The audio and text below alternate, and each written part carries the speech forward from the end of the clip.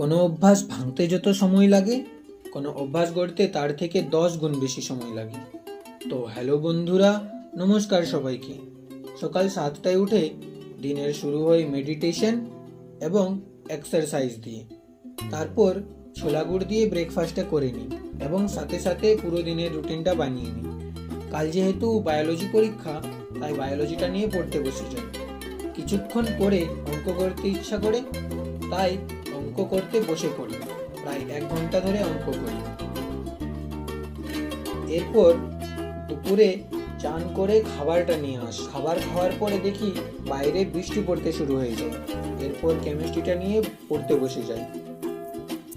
বিকালে ছাতু গুলে খেয়ে নিই, আবার ফিজিক্স পড়তে রাতের বেলায় বসে যাই। এরপর রাতের খাবারটা খেয়ে নিয়ে আজকের সমস্ত টার্গেটগুলো কমপ্লিট করে ফেলি।